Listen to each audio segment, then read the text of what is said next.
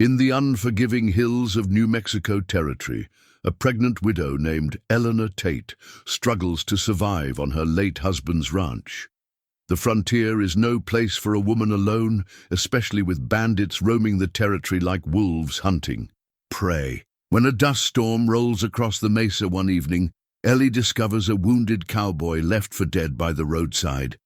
She drags Jesse Callahan to her barn, not knowing that saving his life will change everything. Jesse is running from a past darker than the New Mexico nights, and the outlaws hunting him won't stop until they find what they're looking for. But what happens when the woman who saved him discovers the truth about who he really is? Before we jump back in, tell us where you're tuning in from, and if this story touches you, make sure you're subscribed, because tomorrow I've saved something extra special for you. Before we jump back in, tell us where you're tuning in from, and if this story touches you, make sure you're subscribed, because tomorrow I've saved something extra special for you. The dust storm howled like a living thing, rattling the barn doors as Eleanor Tate pressed a damp cloth to the stranger's fevered brow. His breathing came shallow and ragged, each exhale carrying the metallic scent of blood and something deeper, fear, perhaps, or exhaustion that had settled into his bones like winter cold. She studied his face in the amber glow of the kerosene lamp, strong jaw darkened with several days' worth of stubble, weathered skin that spoke of years under the harsh southwestern sun, and hands that bore the calluses of honest work alongside scars she didn't want to contemplate. One of those hands twitched toward his hip where a gun belt should have been, and she wondered what nightmares were chasing him through his fevered sleep. "Easy now," she murmured, though she wasn't sure if she was speaking to him or herself. The wind outside seemed determined to tear the barn apart board by board, and she pulled her shawl tighter around her shoulders. Samuel's wedding ring caught the lamplight as she moved, a thin band of gold that had grown loose on her finger over the months since his passing. Samuel. Her throat tightened with the familiar ache of missing him. He would have known what to do with this stranger, would have assessed the situation with his steady way of looking at the world. But Samuel was 6 months in the ground, up on the hill behind the house, leaving her to navigate these treacherous waters alone. Well, not entirely. Alone. She placed a hand on her rounded belly, feeling the baby shift restlessly inside her. 7 months along now, with winter coming and the ranch falling apart around her ears. The cattle needed tending, the fences needed mending, and the mortgage, in payment to the bank in Santa Fe, loomed larger with each passing day. The stranger stirred, his eyes fluttering open to reveal a startling shade of green, like new grass after spring rain. For a moment, confusion clouded his features, then wariness snapped into place like a steel trap. "Where?" His voice came out as a croak, and he tried to push himself up on his elbows before pain sent him back down with a grunt. "You're safe," Eleanor said, though the words felt strange on her tongue. Was anywhere truly safe in this territory? "In my barn. I found you on the road during the storm." His eyes darted around the space, taking in the horse stalls, the hay bales, the various tools hanging from pegs on the walls. Always looking for exits, she noticed, looking for threats. Why? The single word carried weight, as if kindness was something foreign to his experience. "Because you needed help." She dipped the cloth in the basin of water beside her. "And because it's what decent folks do." A shadow passed across his features. "You don't know me." "No, I don't." She met his gaze steadily. "But I know hurt when I see it, and I know what it's like to need help with nowhere to turn." The storm outside was beginning to ease, the wind's shriek dropping to a low moan. Soon the sun would rise, and with it would come questions she wasn't prepared to answer. What would the neighbors think? What would Doc Hartley say when he made his weekly rounds? What would she do if this man proved to be more trouble than she could handle? But those were tomorrow's worries. Tonight, there was only this: a wounded man who needed tending, and a woman with healing in her hands, even if her heart carried wounds of its own. "What's your name?" she asked. He hesitated, as if the question carried hidden traps. Jesse Callahan. I'm Eleanor Tate. Most folks call me Ellie, Mrs. Tate." His eyes flicked to her wedding ring, then to her belly, and she saw understanding. Dawn there, a widow, heavy with child, living alone in dangerous country, the kind of woman who made easy prey for the wrong sort of men. "It's just Ellie," she said softly. The barn fell quiet except for the settling sounds of animals and the whisper of wind through the rafters. Jesse's eyes grew heavy, but he fought against the pull of sleep. "You should rest," she told him. "That bullet grazed your ribs pretty good, and you've lost considerable blood." "Bullet?" The word seemed to surprise him, and his hand moved instinctively to his side. "3 men left you for dead on the Perdition Road. I saw the whole thing from the bridge." She hadn't meant to admit that, but fatigue was making her careless with her words. Jesse went very still. "You saw them?" Hard to miss. They were whooping and hollering like they'd won something. She wrung out the cloth. The water in the basin turned pink with his blood. "Rode off toward the Badlands after they finished with you." "How? Long ago? 2 hours, maybe 3. The storm came in right after, covered their tracks and yours." She studied his face, noting the way his jaw tightened. "Friends of yours?" His laugh held no humor. "Something like that." Eleanor had lived in this territory long enough to recognize the sound of a man carrying secrets, and she'd learned that some secrets were better left buried. But Jesse Callahan was in her barn, bleeding on her hay, and that made him her responsibility whether she liked it or not. "I'll bring you some broth in the morning," she said, rising carefully from the milking stool she'd been using as a chair. "And maybe some of Maria Santos's healing tea. She swears it can bring a man back from death's door." "Mrs. Tate, Ellie." Jesse's voice stopped her at the barn door. "Why did you help me? Really?" She turned back to him, this dangerous stranger who'd stumbled into her world like a storm himself. The honest answer was complex, tangled up with loneliness and fear, and the desperate hope that maybe, just maybe, she wouldn't have to face whatever was coming entirely alone. "Because someone needs to," she said finally, "and because I remember what it was like to need help and not know where to find it." The lamp flickered as she adjusted the wick, casting dancing shadows on the barn walls. Outside, the storm was finally passing, leaving behind the profound silence that always followed. Nature's fury. But Eleanor suspected that this particular storm was just beginning, and Jesse Callahan was both its eye and its center. As she made her way back to the house, one hand supporting her belly and the other carrying the lamp, she found herself thinking about Samuel's rifle hanging over the mantel. When was the last time she'd cleaned it? When was the last time she'd checked the ammunition? These thoughts should have frightened her. Instead, they felt like preparation. The house welcomed her with its familiar creaks and sighs, but as she banked the fire and checked the locks on the doors, Eleanor couldn't shake the feeling that everything had changed. The stranger in her barn had brought more than bullet wounds and fever dreams. He'd brought the scent of danger and the promise of trouble, and possibly, though she hardly dared hope, the chance that she might not have to face the challenges ahead entirely alone. Tomorrow she would have to decide what to do with Jesse Callahan.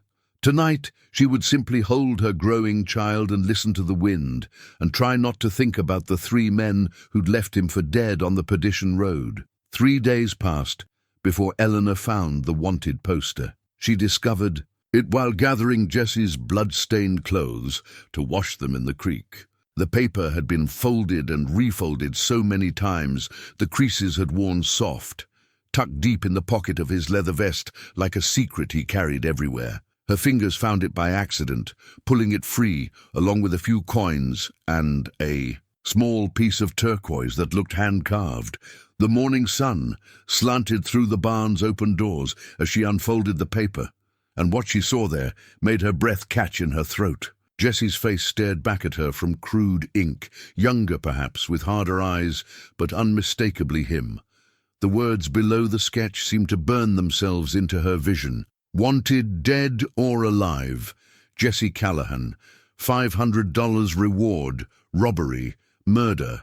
Cattle. Rustling, last seen with the Crimson Creek. Gang extremely dangerous. Her hands trembled as she sank onto a hay bale, the paper crackling in her grip. $500. More money than she'd see in 2 years of honest work, enough to pay off the mortgage and secure her child's future. And all she had to do was turn in the man she'd been nursing back to health. "I was wondering when you'd find that." Jesse's voice came from behind her, quiet and resigned. She turned to see him leaning against the stall door, his shirt hanging open to reveal the bandages she'd wrapped around his ribs. He looked stronger than he had 3 days ago, but there was something defeated in his posture that hadn't been there before. "Is it true?" The words came out as barely a whisper. He moved slowly into the barn, each step careful and measured. "Which part?" "Any of it, all of it." She held up the poster, her voice gaining strength. "Are you a killer, Jesse Callahan?" For a long moment he said nothing. Then he settled onto another hay bale across from her, wincing as the movement pulled. "At his healing wound. I rode with Marcus Sullivan's gang for 2 years, he said finally. We robbed stages, rustled cattle, took what we wanted from folks who couldn't stop us. But I never killed anyone who didn't try to kill me first. That's not what this says. That poster's 3 years old. Things got complicated after I tried to leave." He ran a hand through his dark hair, and she noticed how his fingers shook slightly. "Marcus doesn't like it when people walk away from his operation." "So you're saying you're innocent?" Jesse's laugh was bitter as winter wind. "No, ma'am. I'm saying I'm not innocent of much of anything, but I'm not the man I was when that poster was printed." Eleanor studied his face, searching for deception, for the cold calculation she'd expect from a wanted criminal. Instead, she saw exhaustion and something that looked like shame. "Tell me about Marcus Sullivan."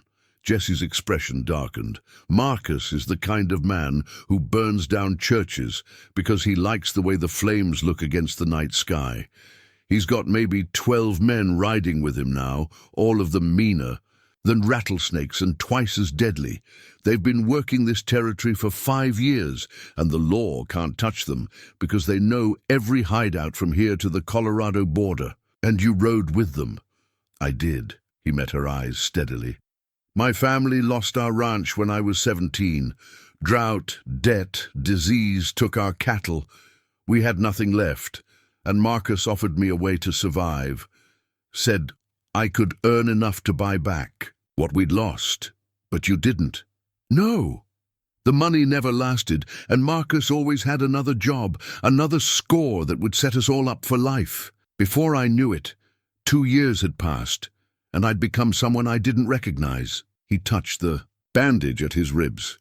"When I finally worked up the courage to leave, Marcus made it clear that wasn't an option."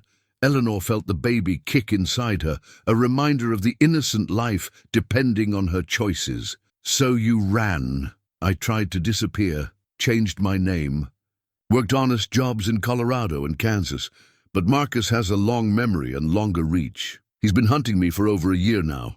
"And the men who shot you?" 3 of his best, Reed Collins, Tom Garrett, and a new fellow I didn't recognize. They caught up with me outside Perdition, said Marcus wanted to see me. When I refused, he gestured to his bandaged ribs, Eleanor's. Mind raced through the implications. If Jesse was telling the truth, then she was harboring a man trying to escape his past, not a cold-blooded killer. But if he was lying, if this was all an elaborate deception, then she was putting herself and her unborn child in mortal danger. "Why should I believe you?" she asked. "Because I could have taken your money and your horse and disappeared 3 nights ago when you were asleep. Because I could have hurt you a dozen different ways if that was my intention. And because," he paused, seeming to weigh his words carefully, "because you're the first person in 3 years to show me kindness without wanting something in return." The barn fell silent except for the soft nickering of her mare in the far stall. Eleanor stared down at the wanted poster, at the crude drawing that bore Jesse's features but none of his current vulnerability. $500, she said quietly. "I know. That's enough to save this ranch." "I know that too." She looked up at him. "What would you do In my position, Jesse considered the question seriously. I'd probably turn me in. A pregnant woman alone can't afford to take chances with men like me. But you hope I won't. I hope. You'll give me a chance to prove I'm not the man on that poster anymore. But I won't blame you if you don't. Eleanor rose slowly, her back aching from the weight she carried. She walked to the barn door and stared out at the rolling hills that had been her home for 5 years. Samuel had loved this land, had died, working it, and now it was falling apart in her hands like sand through her fingers. "If I let you stay," she said without turning around, "what then? Marcus Sullivan and his gang will keep looking for you. They'll come here eventually. Maybe, or maybe they'll assume I died in that storm and move on to easier prey. And if they don't?" Jesse was quiet for a long moment. "Then I'll face them, but not here. Not where they could hurt you." She turned back to him. "You'd leave to protect me. I'd leave to protect you and your child. You've got enough troubles without adding mine to the pile." Eleanor walked back to where she'd been sitting, the wanted poster still in her hands. She thought about Samuel, about what he would do in this situation. He'd been a fair man, slow to judge and quick to forgive, but he'd also been protective of what was his. "I have conditions," she said finally. Jesse straightened. "Name them. First, you tell me the truth. About everything. No more secrets, no more half answers. I need to know what I'm dealing with." "Agreed. Second, you help around the ranch. I can't pay you wages, but I can offer food and shelter in exchange for honest work. I can do that. Third, if Marcus Sullivan or any of his men show up here, you leave, immediately. I won't have gun battles fought on my land." Jesse nodded slowly. "And fourth?" Eleanor folded the wanted poster and tucked it into her apron pocket. "You teach me to use Samuel's rifle properly. If trouble's coming, I intend to be ready for it." For the first time since she'd found him, Jesse Callahan smiled. It transformed his entire face, erasing years of hardship and revealing the man he might have been under different circumstances. "Yes, ma'am," he said, "I can teach you to shoot." As if summoned by their words, the sound of approaching hoofbeats reached them from the direction of the main road. Eleanor's heart jumped into her throat. But Jesse was already moving, positioning himself where he could see out the barn door while remaining hidden from view. "3 riders," he said quietly. Coming up the drive, Eleanor joined him at the window, recognizing the lead horse and its rider. "It's Doc Hartley. He makes rounds every few weeks to check on me and the baby." The other 2, she squinted against the morning sun. "Tom Bradley from the next ranch over," and her blood chilled. "Sheriff Morrison from Perdition." Jesse's expression went grim. "They're not here for a social call." The riders were close enough now that Eleanor could see the serious expressions on their faces. Doc Hartley looked worried, Tom Bradley looked angry, and Sheriff Morrison looked like a man with unpleasant business to conduct. "Go," she whispered to Jesse. "There's a root cellar behind the house. Hide there until they leave." But Jesse shook his head. "If they're here asking questions about strangers, about wounded men, they'll want to search the property. Better to face this head on, not with that poster in my pocket, it's not. Then we tell them a version of the truth, that you found a wounded drifter and nursed him back to health out of Christian charity. Nothing more." The hoofbeats stopped outside the house. Eleanor heard Doc Hartley's familiar voice calling her name. "They'll want to know your name," she whispered urgently.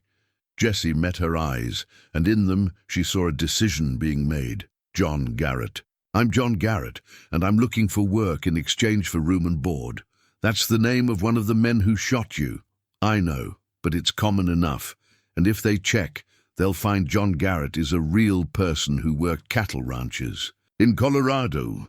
Eleanor's head spun with the implications, the lies upon lies they were about to build. But the wanted poster seemed to burn in her pocket, and she thought about $500, about her mortgage, about the child growing inside her. "Eleanor!" Doc Hartley's voice was closer now, approaching the barn. She looked at Jesse one more time, This dangerous stranger who'd stumbled into her life and turned it upside down in less than a week. Everything rational told her to turn him in, to take the money and the safety it represented. Instead, she stepped out of the barn to greet her visitors, the wanted poster hidden in her apron pocket and Jesse Callahan's fate resting in her trembling hands. "Morning, Ellie." Doc Hartley tipped his hat as she emerged from the barn, his weathered face creased with concern. "Hope we're not catching you at a bad time." "Not at all, Doc. Always good to see you." Eleanor smoothed her apron, acutely aware of the wanted poster tucked in its pocket. "Sheriff Morrison, Tom. What brings you all out this way?" Sheriff Morrison, a lean man with steel-grey hair and eyes that missed nothing, dismounted from his horse with deliberate slowness. "We're looking into some trouble that happened a few nights back. 3 men found a wounded stranger on the Perdition Road, finished him off, and left him for the buzzards. Except when we went to collect the body yesterday, all we found was blood and boot prints leading toward your property." Eleanor's mouth went dry, but she forced herself to meet the sheriff's gaze. "That's terrible, but I haven't seen any wounded strangers." "Now that's interesting," Tom Bradley said, swinging down from his saddle.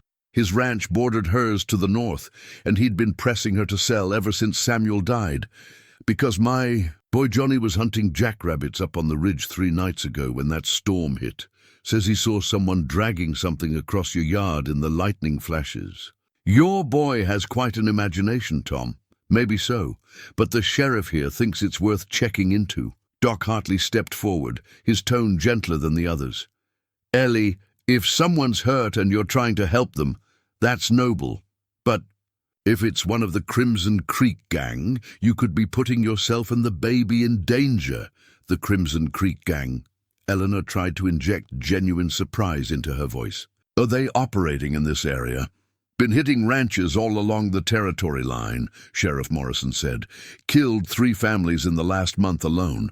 We think they're holed up somewhere in the Badlands, but they've got to be getting supplies from somewhere." From inside the barn came the sound of a horse snorting and the rustle of hay. All 3 men turned toward the noise, and Eleanor's heart hammered against her ribs. "That's just Molly," she said quickly. "My mare's been restless lately. The storm spooked her something fierce."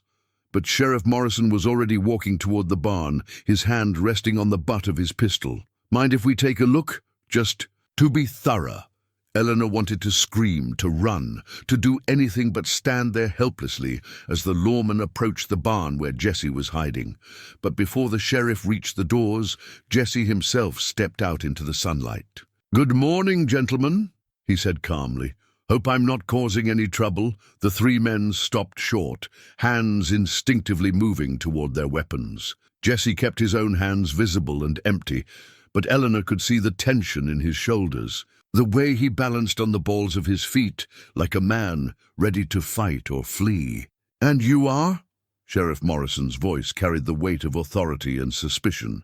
"John Garrett, been helping Mrs. Tate with some repairs around the place." Jesse's voice was steady, but Eleanor caught the slight change in his accent, the careful way he pronounced each word. "That's so." Tom Bradley looked between Jesse and Eleanor with obvious disapproval. "Mighty convenient. A strange man showing up just when Ellie needs help." "Not strange at all," Jesse replied mildly. "I've been working ranches from Colorado to Texas, looking for steady employment.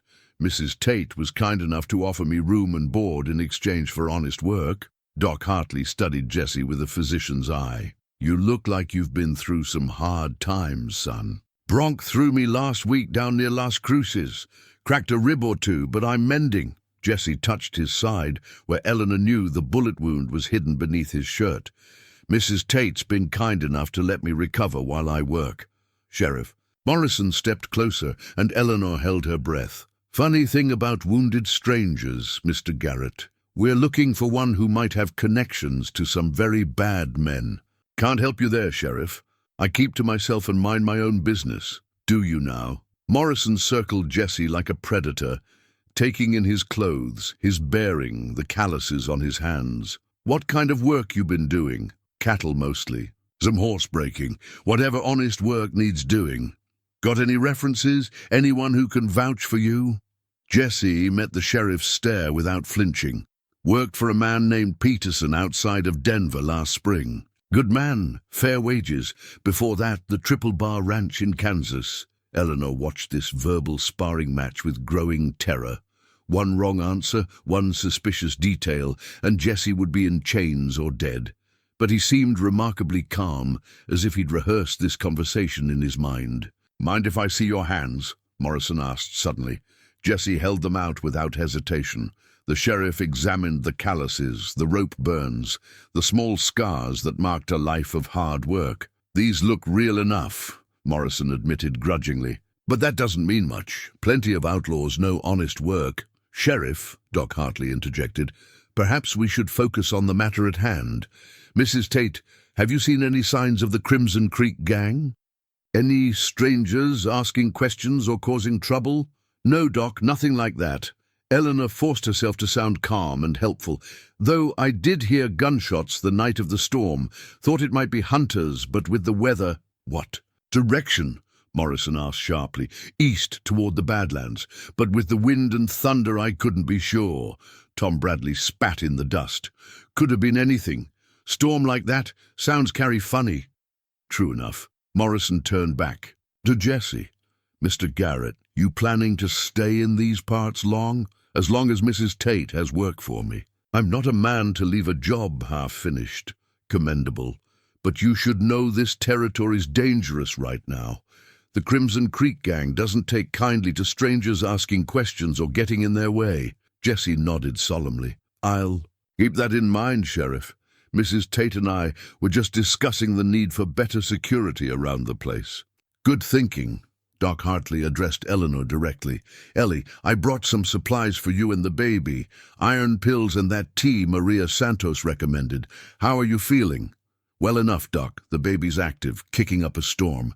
"That's good to hear, but I want to examine you properly before I leave. Make sure everything's progressing normally." Eleanor nodded, though her stomach churned with anxiety. "Of course. John, would you mind checking on the fence line while Doc and I talk?" Jesse touched his hat brim. "Yes, ma'am."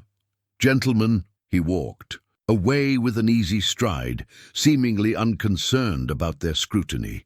Sheriff Morrison watched him go with narrow eyes. "Something about that man bothers me. He seems decent enough," Doc Hartley said. "And Lord knows Ellie needs the help, maybe."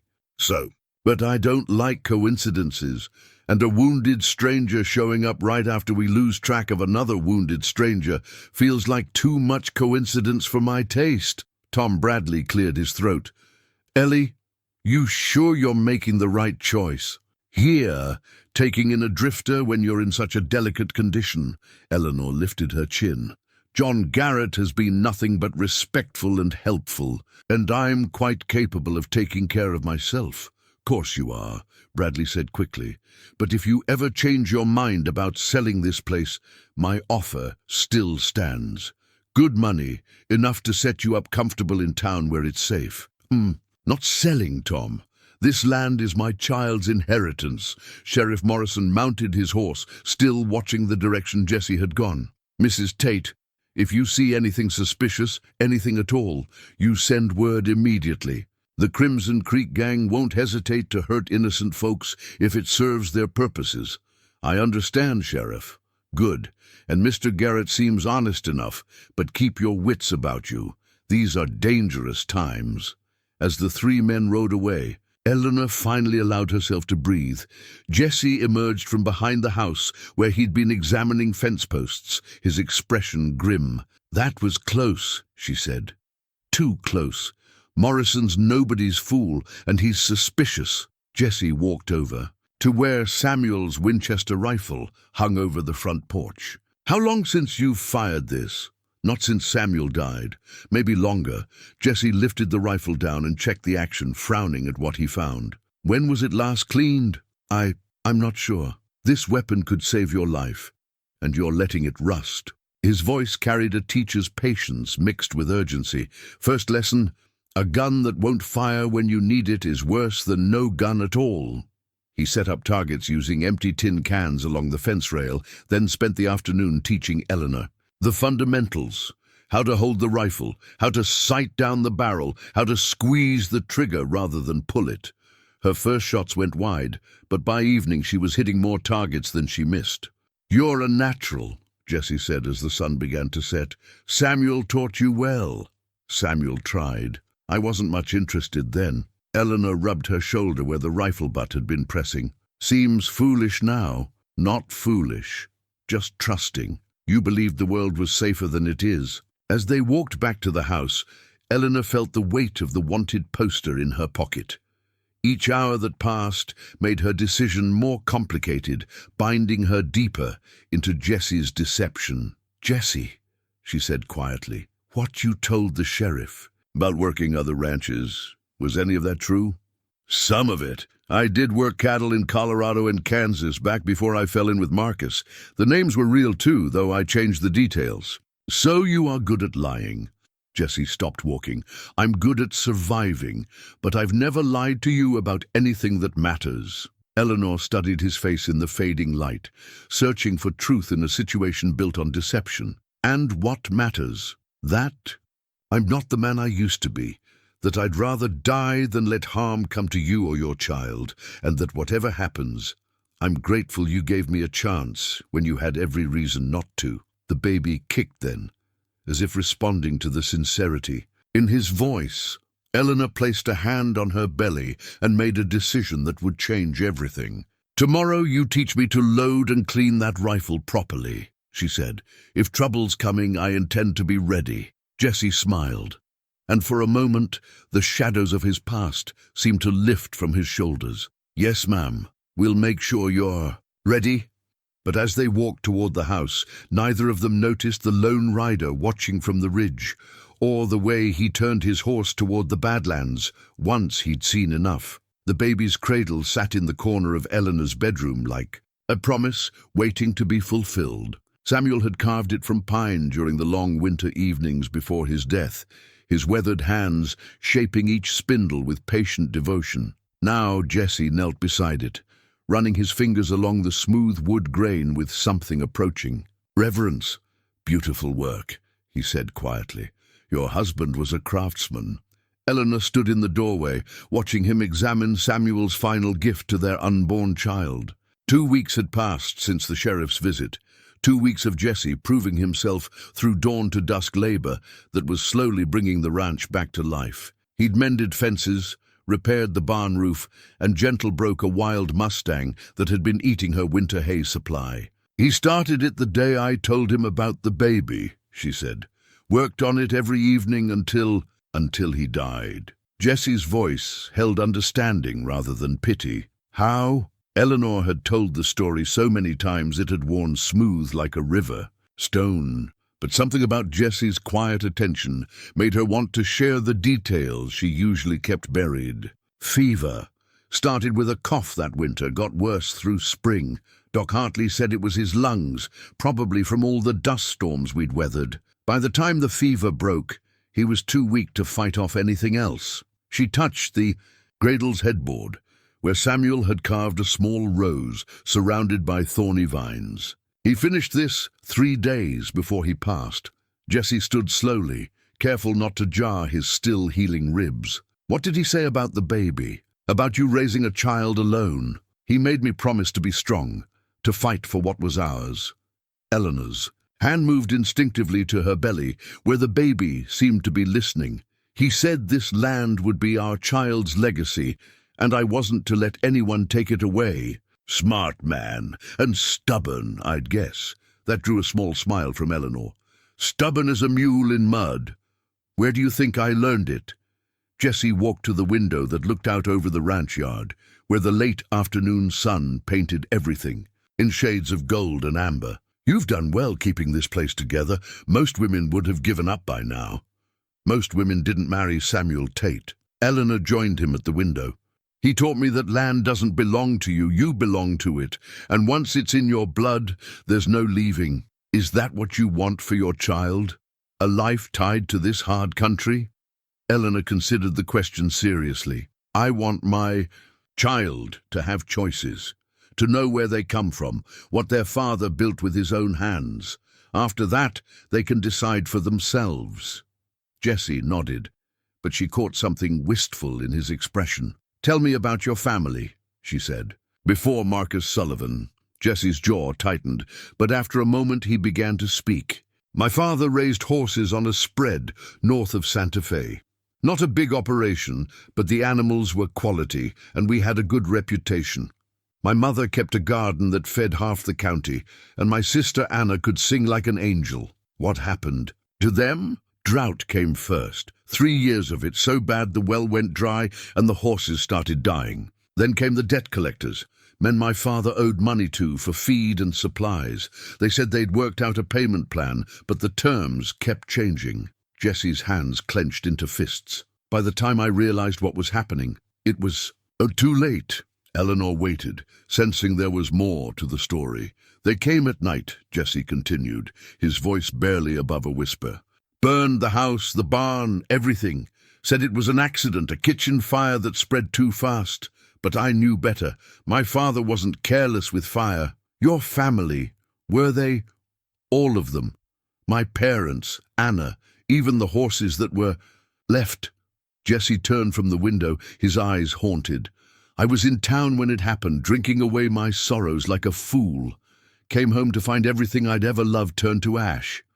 Eleanor felt tears prick her eyes. "Oh, Jesse, I'm so sorry." "Marcus found me a week later, sitting in the ruins with my father's rifle, planning to put it to my own head. He told me he knew who was responsible, said he could give me the tools for revenge if I was willing to ride with him. But he lied. He told me what I needed to hear. That the debt collectors worked for a cattle baron named Hutchins. That Hutchins wanted our land for his own operation. Said if I helped him hit Hutchins' assets, we'd both get justice and profit." Eleanor began to understand the shape of Jesse's tragedy, but Hutchins wasn't responsible. "Took me 2 years to figure that out. By then, I'd done things." Jesse stopped himself, running a hand through his hair. "By then, I wasn't the same person. The boy who'd loved horses and helped his mother in the garden was gone, replaced by someone I didn't recognize." "What changed? What made you try to leave?" Jesse was quiet for so long, Eleanor thought he wouldn't answer. Then he reached into his shirt pocket and pulled out a small piece of turquoise, the same one she'd found with the wanted poster. "Anna carved this for me the Christmas before she died. Said it would keep me safe and remind me who I was." He held it up to the light, where it glowed like captured sky. "I'd forgotten I even had it until one night, when I was cleaning blood off my hands after a job went wrong. Found it in my pocket and remembered her voice, remembered what it felt like to be someone's brother instead of someone's nightmare." Eleanor reached out and touched the stone, feeling its smooth warmth. "She was trying to call you home." "Maybe so. All I know is that night, I looked at myself in a stream and saw my father's eyes staring back at me, but they were filled with the kind of hatred that would have broken his heart." Jesse tucked the turquoise away. "That's when I knew I had to leave, no matter what Marcus threatened." A comfortable silence settled between them as they watched the sun sink toward the horizon. Eleanor felt the baby shift restlessly, as if responding to the emotional weight of Jesse's story. "The child's active tonight," Jesse observed. "Always is when evening comes. Samuel used to say the baby was practicing to be a night owl like him." Eleanor smiled at the memory. "He'd sit here and talk to my belly for hours, telling stories about the ranch, about the horses we'd raise, the adventures we'd have." "What kind of stories?" "Oh, grand tales of cattle drives and wild mustangs, of building something lasting in a place that fought you every step of the way." Eleanor's voice grew soft with remembering. He had such plans for this little one. Jesse watched her face as she spoke, and Eleanor was surprised by the tenderness she saw there.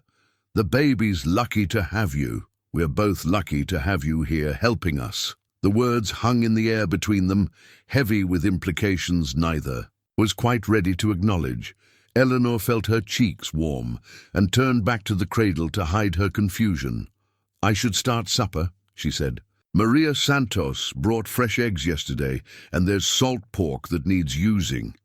Eleanor. Jesse's voice stopped her at the bedroom door. When she turned back, he was still standing by the window, silhouetted against the dying light. "Thank you for trusting me with this, with all of it. Thank you for telling me the truth." As Eleanor made her way to the kitchen, she thought about Jesse's story, about the young man who'd lost everything, and the outlaw he'd become in his grief. She understood now why he'd seemed so careful around the baby's cradle, so reverent of Samuel's memory. He knew what it meant to lose family, to have your entire world reduced to ashes and regret. The baby kicked again, and Eleanor placed both hands on her belly. "Don't worry, little one," she whispered. "We're going to be just fine." But even as she said the words, she couldn't shake the feeling that their peaceful interlude was about to end. Jesse had found some measure of peace here, and she'd found help and companionship she desperately needed. But Marcus Sullivan was still out there somewhere, and men like him didn't simply forget and move on. As if summoned by her thoughts, the sound of hoofbeats reached her from the main road. Eleanor's heart jumped, but these were different from the measured pace of Sheriff Morrison's visits or Doc Hartley's weekly rounds. These horses were running hard, and they were coming fast. Jesse appeared in the kitchen doorway, Samuel's rifle in his hands and his face grim with recognition. "Get to the root cellar," he said quietly. "Now." Eleanor's blood turned to ice. "Jesse, what?" "They found me." He moved to the window and peered through the curtain. 3 riders, maybe 4. They're still a ways out, but they're coming straight for the house. Eleanor felt the walls of her safe world cracking like ice in spring. "How can you be sure?" Jesse turned from the window, and in his eyes she saw the shadow of the man he'd once been. Dangerous, desperate, and ready for violence. "Because I recognize the way they ride," he said. "That's Marcus Sullivan coming up our drive, and he's not here to talk." The baby kicked hard against Eleanor's ribs, as if sensing the danger approaching. In the distance, the hoofbeats grew louder, bringing with them the end of everything they'd built together and the beginning of a reckoning that had been 3 years in the making. The hoofbeats stopped just short of the house. Eleanor crouched in the root cellar beneath the kitchen, her heart hammering so loudly she was certain it could be heard through the floorboards above. Jesse had insisted she hide here while he dealt with Marcus Sullivan, but every instinct screamed against leaving him to face his past alone. Through the wooden slats, she could hear voices. Jesse's measured tone and another man's voice, smooth as silk and twice as dangerous. Well, well, Jesse Callahan, alive and playing house. Marcus Sullivan's voice carried the kind of cultured accent that made his words sound reasonable even when they promised violence. "You've led us quite a chase, boy, Marcus." Jesse's voice remained steady. "I figured you'd given up by now." "Give up? On my best student?" Marcus laughed, a sound like breaking glass. "You hurt my feelings, Jesse. After everything I taught, everything we accomplished together, you just disappear without so much as a goodbye." Eleanor pressed her eye to a crack in the cellar wall and caught a glimpse of the scene unfolding in her yard. Marcus Sullivan sat his black gelding with the casual grace of a man who'd never met a situation he couldn't control. He was younger than she'd expected, perhaps 40, with silver threading through dark hair and eyes the color of winter ice. Expensive clothes, quality weapons, and the kind of smile that probably charmed women and terrified men in equal measure. 2 other riders flanked him, hard-looking men with the predatory stillness of professional killers. Eleanor recognized one from Jesse's description, Reed Collins, a thin man with dead eyes and hands that never strayed far from his guns. "What do you want, Marcus?" Jesse asked. "What I've always wanted, loyalty, respect, and a reckoning for the trouble you've caused me." Marcus leaned forward in his saddle, and his voice hardened. "Do you have any idea how much time and effort I've wasted tracking you down? How many plans had to be changed because my most reliable man decided to develop a conscience? I was never reliable. I was just desperate." But that's where you're wrong. Desperation makes a man reliable, predictable. Give a desperate man hope and he'll follow you into hell. Take that hope away. Marcus shrugged elegantly. Well, we both know what happens then. Jesse shifted slightly, and Eleanor could see the tension in his shoulders. I'm not going back, Marcus. That life is finished. Is it? Because from where I sit, you look like the same lost boy I found in the ruins of his family's ranch. Still running, still hiding, still pretending you can escape what you are. Maybe, but I'm not alone anymore. Marcus's gaze flicked toward the house, and Eleanor's blood chilled. Ah, yes, the pregnant widow. Quite the domestic arrangement you've worked out here. Tell me, does she know about the family you helped slaughter? In Colorado, the children who died because you were so good at what I taught you. Eleanor saw Jesse flinch as if he'd been struck. Whatever Marcus was referring to, it cut deep. That wasn't supposed to happen, Jesse said quietly. But it did happen. Because that's what happens when you ride with wolves, boy. Eventually, someone innocent gets eaten. Marcus straightened in his saddle. But enough reminiscing. I have a proposition for you. I'm not interested. Oh, but you should be. You see, your little disappearing act has caused me considerable inconvenience. My men question my judgment. My enemies think I've gone soft. Your former partners wonder if they can trust me to protect them. Marcus's smile turned predatory. All of this requires correction. Eleanor watched Jesse's hands, saw how they stayed carefully away from his weapons. He was outnumbered, and he knew it. What kind of correction? One last job. Something spectacular. Something that reminds everyone why the Crimson Creek Gang is feared from here to California. Do this for me, and I'll consider your debt paid. Walk away clean, start fresh, play house with your pregnant woman. Hell, I'll even throw in enough money to buy this little ranch outright. And if I refuse, Marcus gestured to his companions. Well, Reed here has been feeling underappreciated lately. And Tom's got a particular fondness for pregnant women, finds them so much more cooperative than the usual type. I'd hate to leave them here unsupervised while we discuss your future. The threat hung in the air like smoke from a house fire. Eleanor felt bile rise in her throat and pressed her hand to her mouth to keep from crying out.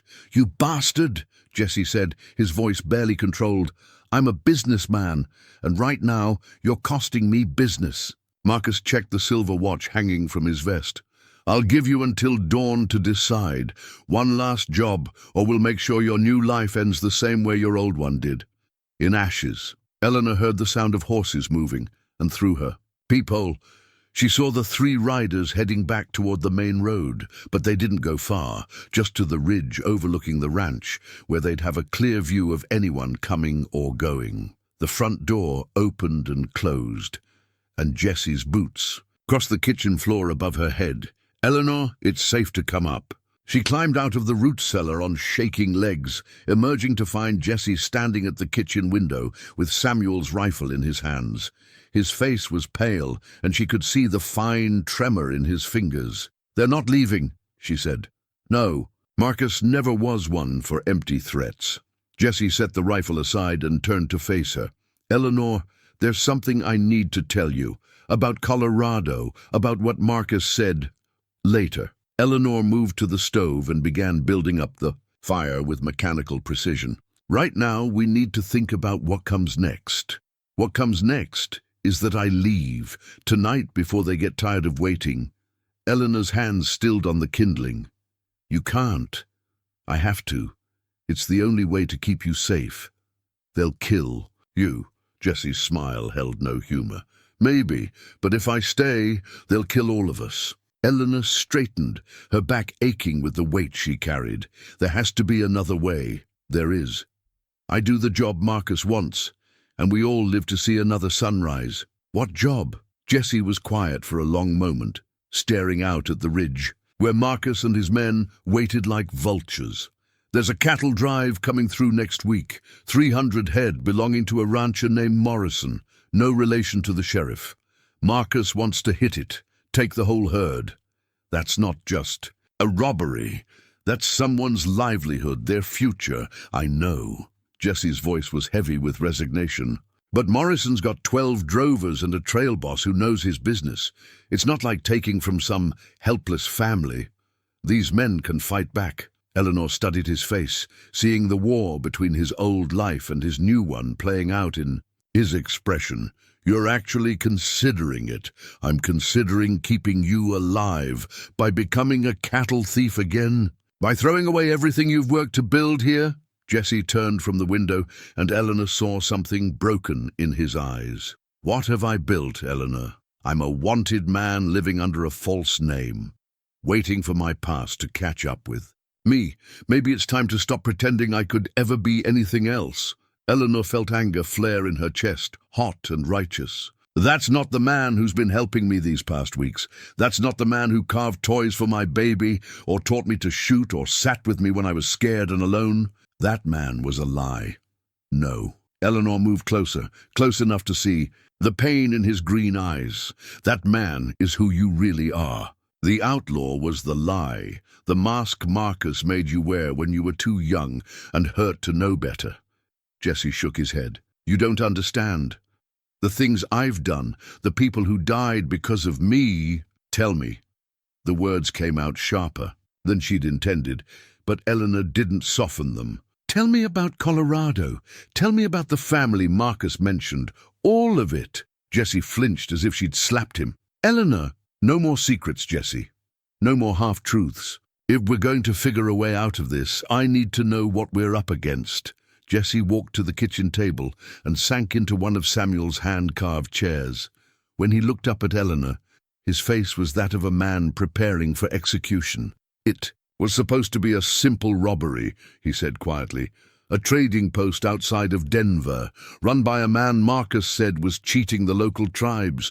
We were going to take his goods, maybe rough him up a little, send a message. Eleanor sat across from him, her hands folded protectively over her belly. But when we got there, the man had his family with him, his wife, 2 young children. Marcus said it didn't matter, that they'd just keep quiet while we took what we came for. Jesse's voice grew hoarse, but the woman started screaming, calling for help, and the man, he went for a shotgun. Eleanor waited, though every instinct told her she didn't want to hear the rest. Reed shot him first, then the woman, then Jesse's hands clenched into fists. The children were so small. They didn't understand what was happening. They just kept crying for their mother. Did you? No, but I didn't stop it either. I just stood there while Reed killed them all. Told myself it wasn't my fault, that I hadn't pulled the trigger. Jesse met her eyes, and Eleanor saw the weight of years in his gaze. That's when I knew I had to leave. When I realized that standing by and watching evil happen makes you just as guilty as the ones doing it. Eleanor reached across the table and took his hands in hers. They were shaking. That's why you can't go back to him, she said firmly. That's why we have to find another way. Jesse stared down at their joined hands. There is no other way, Eleanor. Marcus won't stop, and I can't keep running forever. Then we don't run. Eleanor squeezed his hands, feeling the calluses and scars that told the story of his redemption. We fight. Jesse looked up sharply. You're 7 months pregnant, and I'm 1 man against 3 killers. That's not fighting, that's suicide. Eleanor smiled, and it was Samuel's stubborn smile, the one that had carried him through drought and debt and despair. That's where you're wrong, Jesse Callahan, because you're not just 1 man anymore, and we're not fighting alone. Through the kitchen window, the first lights of evening were beginning to appear in the windows of neighboring ranches. Eleanor thought of Doc Hartley, of Maria Santos, of all the decent people who'd helped her through Samuel's death and the difficult month since. We have something Marcus Sullivan doesn't, she said quietly. What's that? Eleanor placed his hand on her belly, where their child, hers and Samuel's, and somehow she was beginning to realize Jesse's too, moved restlessly in the growing darkness. We have something worth fighting for. Eleanor found the letters while searching Samuel's desk for ammunition. They were tied with a faded blue ribbon and tucked beneath his account ledgers, dozens of them in Samuel's careful handwriting. Her own name was written on each envelope in the flowing script he'd learned from his schoolteacher mother back in Missouri. The postmark showed they'd been sent over the course of 2 years before their marriage, when Samuel had been courting her from his homestead while she lived in town with her aunt. She hadn't meant to read them. The plan had been simple. Find the extra cartridges Samuel had mentioned keeping in his desk, then help Jesse prepare defenses for whatever Marcus Sullivan might bring. But seeing her name in Samuel's handwriting stopped her cold, and before she realized what she was doing, she'd untied the ribbon and opened the first letter. My dearest Eleanor, I hope this letter finds you well, and that your aunt's cough has improved.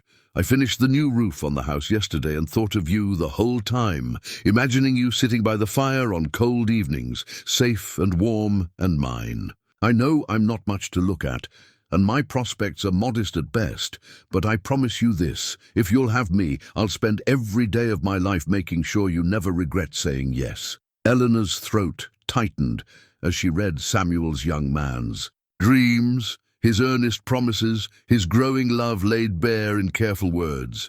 He'd written about the ranch he was building, the cattle he planned to raise, the children they might have together. In one letter, he'd sketched the baby's cradle he hoped to build someday, complete with notes about joinery and wood selection. Finding what you need, Jesse's voice from the doorway made Eleanor jump. She looked up to find him watching her with gentle curiosity, Samuel's rifle cleaned and loaded in his hands.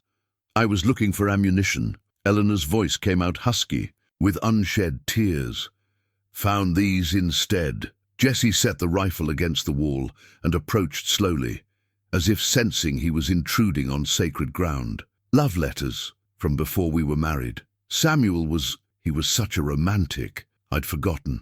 Eleanor touched one of the pages where Samuel had pressed a wildflower between the sheets. He wrote about building this place for us, about the family we'd have. Listen to this. I dream of our children playing in the yard while you tend your garden, of growing old together on land we've made our own.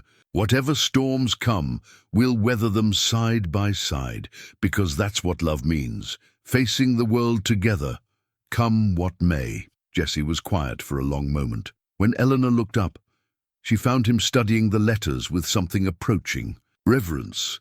He loved you deeply, Jesse said finally. He did, and I loved him. Eleanor folded the letter carefully. But Jesse, that doesn't mean...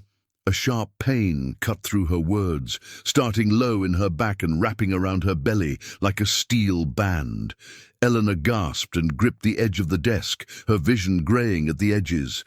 Eleanor! Jesse was beside her instantly, his hands gentle but urgent as he helped her to a chair. What's wrong? The pain passed as suddenly as it had come, leaving Eleanor shaky and breathless. I don't know. It felt like another contraction hit.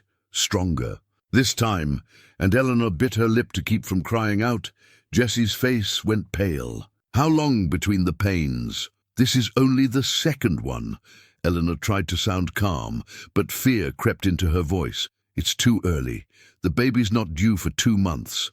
Sometimes stress can bring on early labor. Jesse knelt beside her chair, his green eyes filled with concern.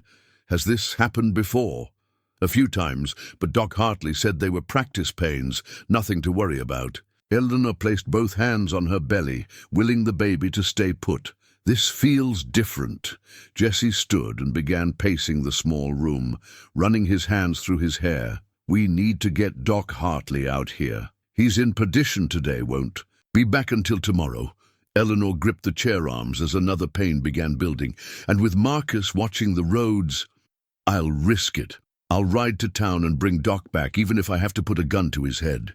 No! Eleanor's voice came out sharper than she'd intended. You leave this ranch, and Marcus will burn it down with me inside.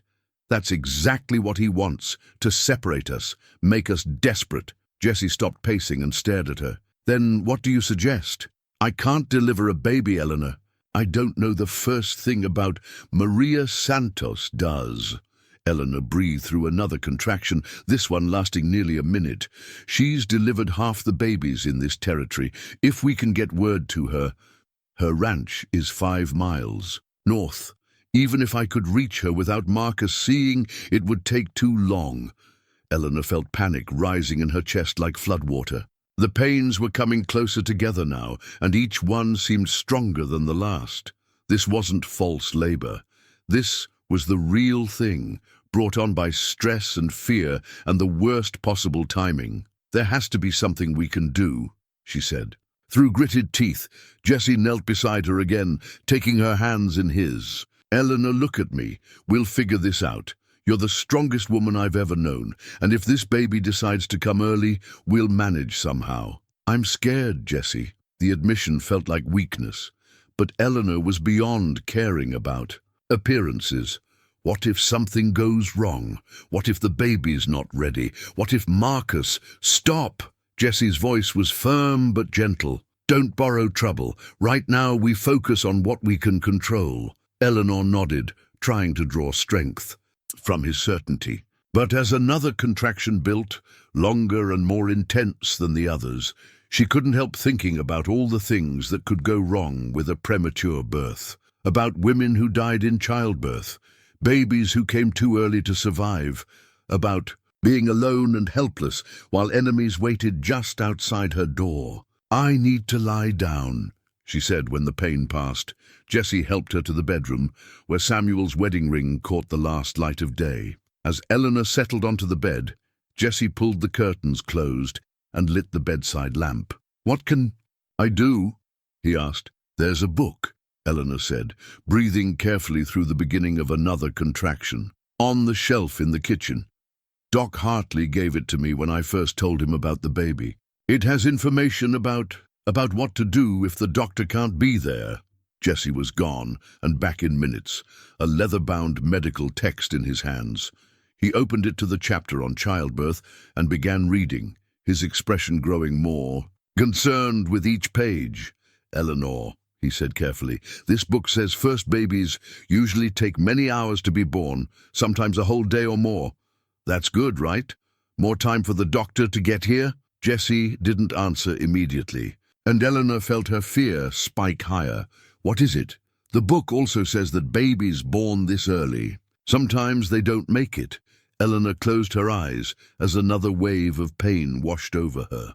When it passed, she found Jesse watching her with an expression she'd never seen before, fierce protectiveness mixed with something deeper. "Jesse," she said quietly, "if something happens to me, if the baby doesn't, nothing's going to happen. I won't let it. But if it does, no." Jesse's voice carried absolute conviction. "I've lost everyone I ever cared about, Eleanor. I'm not losing you too. Whatever it takes, however long this night lasts, I'll keep you both safe." Eleanor wanted to argue, to make him promise things he couldn't control, but another contraction stole her breath. This one felt different, more purposeful, as if her body had made a decision regardless of her fears. "I think," she said when she could speak again, "this baby is coming whether we're ready or not." Jesse set the medical book aside and rolled up his sleeves. "Then we'd better get ready fast." Outside, full darkness had fallen, and somewhere on the ridge, Marcus Sullivan and his men waited like predators scenting blood. But in the small bedroom where Samuel had carved their baby's cradle, Jesse Callahan prepared to help bring new life into a world that seemed determined to destroy everything good. As Eleanor gripped his hands through another contraction, she found herself thinking about Samuel's letters, about his dreams of children playing in the yard while she tended her garden. Maybe those dreams weren't dead after all. Maybe they were just changing shape, becoming something Samuel could never have imagined, but might have blessed nonetheless. "Jesse," she said during a brief respite from pain, "whatever happens tonight, I want you to know, Samuel would have liked you. He would have trusted you with this." Jesse's eyes grew bright with unshed tears. "Eleanor." "He would have," she insisted, "because you're the kind of man who keeps his promises. And right now, I need you to promise me something. Anything." Eleanor felt another contraction beginning and gripped his hands tighter. "Promise me that no matter what Marcus threatens, no matter how bad things get, you won't leave us. Not tonight." Jesse leaned forward and pressed his forehead against hers, his voice rough with emotion. "I promise. On my sister's memory, on everything I hold sacred, I promise I'll be here." The contraction hit like a breaking wave, and Eleanor cried out despite her efforts to stay quiet. But Jesse was there, solid and warm and unshakable, and For the first time since the labor pains had started, Eleanor believed they might actually survive the night. Outside, the wind picked up, rattling the windows and carrying with it the sound of horses moving restlessly on the ridge. Marcus Sullivan was growing impatient, and Eleanor knew that dawn would bring a reckoning none of them could avoid. But that was tomorrow's worry. Tonight, there was only this: a woman in labor, a man determined to protect her, and a baby who seemed determined to enter the world despite the danger waiting just beyond the door. Dawn was still 2 hours away when Eleanor's labor stopped as suddenly as it had begun. The contractions that had been building in strength and frequency throughout the night simply ceased, leaving her exhausted but no longer in immediate danger. Jesse, who had spent the dark hours reading every page of Doc Hartley's medical text and preparing for a delivery he prayed he wouldn't have to perform, finally allowed himself to breathe. "False labor," he said, closing the book with hands that still trembled slightly. "The stress brought it on, but your body isn't ready yet." Eleanor lay back against the pillows, one hand resting on her belly where the baby moved restlessly, but no longer urgently. "Thank God! I was so scared, Jesse, for the baby, for what would happen if—" "Shh!" Jesse smoothed her hair back from her damp forehead. "It's over. You both did fine." But even as he spoke the comforting words, Jesse's mind was already turning to the larger problem waiting outside. Marcus Sullivan had given him until dawn to make his decision, and the eastern horizon was already showing the first faint blush of morning light. "I need to check on our watchers," Jesse said, moving to the window. Through the gap in the curtains, he could see the ridge where Marcus and his men had been keeping vigil. But something was wrong. Where there should have been 3 silhouettes. Against the stars, there was only empty darkness. "They're gone," Eleanor said, reading his expression. "No, they're just not where I expected them to be." Jesse felt the familiar prickle of danger along his spine, the instinct that had kept him alive through 2 years of riding with killers. Marcus is too smart to give up his advantage. He's moving into position for something. Jesse grabbed Samuel's rifle and moved through the house, checking each window for signs of movement. The ranch yard was empty, the barn quiet, everything exactly as it should be, which meant everything was wrong. "I'm going out there," he said. "Jesse, no. It's obviously a trap. Everything Marcus does is a trap, but I need to know what kind." Jesse checked the rifle's action one more time. "If something happens to me, you take Samuel's horse and ride for town. Don't stop for anything." Eleanor struggled to sit up. "I'm not leaving you. You are if I tell you to. That baby needs a mother more than it needs a father. It's never known." The words hit Eleanor like a physical blow, and Jesse immediately regretted them. But before he could apologize, a sound from outside froze them both, the slow, measured clap of someone applauding. Marcus Sullivan's voice drifted through the pre-dawn air, cultured and mocking. "Bravo, Jesse. Quite the performance. Playing nursemaid to a pregnant woman, pretending to be domesticated. I'm almost convinced you believe it yourself." Jesse moved to the front window, keeping the rifle ready, but out of sight. Marcus stood alone in the ranch yard, his hands clasped behind his back, looking for all the world like a gentleman caller come courting. "Where are your men?" Jesse called through the window. "Nearby. But don't worry about them right now. I came to have a private conversation." Marcus smiled, and even at this distance Jesse could see the predatory gleam in his eyes. "About your family." Jesse's blood turned to ice. "My family's dead." "Are they? That's interesting because I have some new information that might surprise you." Marcus reached into his coat and pulled out a leather journal, holding it up so Jesse could see. "Recognize this?" Jesse did recognize it. The journal had belonged to Marcus, and Jesse had seen him writing in it countless times during their rides together. Personal observations, details about jobs, information about people who crossed them. "I thought you might," Marcus continued. "I've been keeping detailed records for years, Jesse. Names, dates, methods, insurance, you might say, against the day when certain truths might prove valuable." Get to the point, Marcus.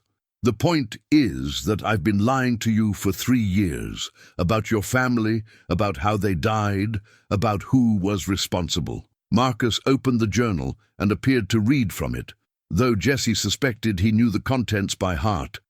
The Callahan ranch fire wasn't an accident, and it wasn't started by debt collectors working for some cattle baron named Hutchins.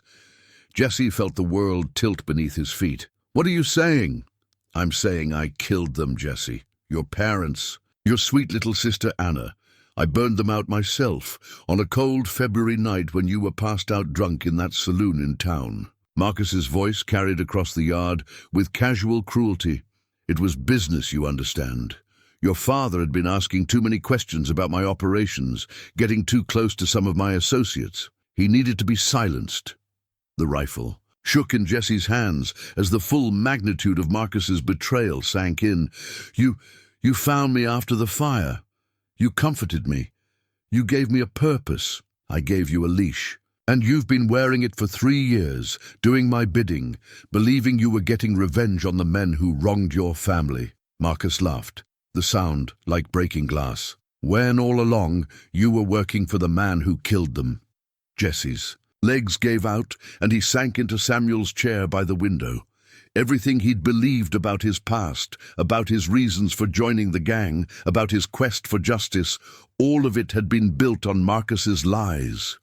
Why? The word came out as barely a whisper. Because broken men make the best weapons, and you, my dear Jesse, were magnificently broken. Desperate for purpose, hungry for revenge, willing to do anything if I just pointed you in the right direction. Marcus closed the journal and tucked it away. You've been one of my most effective tools. Eleanor appeared at Jesse's shoulder, her face pale but determined.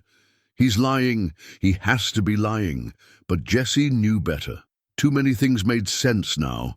Marcus's intimate knowledge of the fire's details, his ability to manipulate Jesse's grief so expertly, the way he'd always seemed to know exactly what Jesse needed to hear. The debt collectors, Jesse said numbly. The cattle baron, Hutchins. Fiction, all of it. Useful fiction that kept you focused and angry and useful. Marcus began walking closer to the house. Your father was getting too close to a very profitable arrangement I had with some associates in Santa Fe. Men who needed certain services that the law couldn't provide.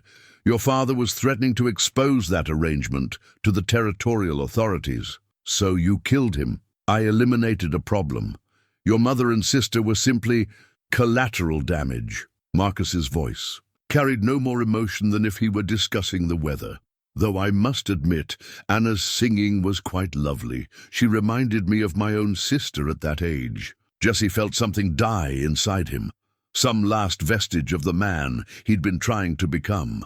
The weight of his crimes, his complicity in his own family's murder, crashed down on him like a collapsing mountain. Now, Marcus continued, stopping just outside the front porch, I trust this new information clarifies your situation. You've been working for your family's killer for 3 years, Jesse. Every job you've done, every life you've taken, every dollar you've stolen, all of it, in service to the man who burned your world down. Eleanor's hand found Jesse's shoulder, and he could feel her trembling. Jesse, don't listen to him.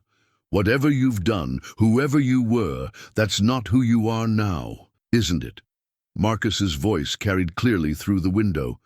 Because I've been watching you play house with the pregnant widow, and I can't help but notice how easily you've slipped back into violence when threatened. How quickly you reached for that rifle, how readily you prepared to kill to protect what you think is yours. Jesse looked down at the Winchester in his hands, at his finger, resting on the trigger, and realized Marcus was right. For all his talk of redemption and new beginnings, when push came to shove, he was still the same man who'd ridden with killers for 2 years. The truth is, Jesse, you can't escape what you are, and what you are is mine. Marcus's voice grew, softer, more persuasive. But I'm not unreasonable. I understand you've developed attachments. So here's my final offer, one last job as we discussed. Help me take that cattle drive and I'll give you enough money to disappear forever. You and your pregnant friend can start fresh somewhere far from here, with enough gold to build whatever life you choose. And if I refuse, then I'll burn this place down just like I burned your family's ranch. And this time, you'll get to watch." Eleanor's grip on Jesse's shoulder tightened. "He's going to kill us either way, Jesse. You know that." Jesse did know it. Marcus Sullivan didn't leave loose ends, and Jesse knew too much about his operations to ever be truly free. But the journal Marcus carried contained evidence of 3 years' worth of crimes, including the murder of Jesse's family. Evidence that could bring down the entire Crimson Creek gang if it ever reached the right hands. "I need time to think," Jesse called out. "Of course you do. I'll give you until noon to decide." After that, Marcus tipped his hat mockingly toward the house. "Well, after that, the choice will be made for you." As Marcus walked away, disappearing into the pre-dawn darkness like a nightmare retreating with the light, Jesse sat in Samuel's chair and stared at the rifle in his hands. Eleanor was right. Marcus would kill them regardless of what choice Jesse made. But there was something Marcus didn't know, something that might give them the slightest edge.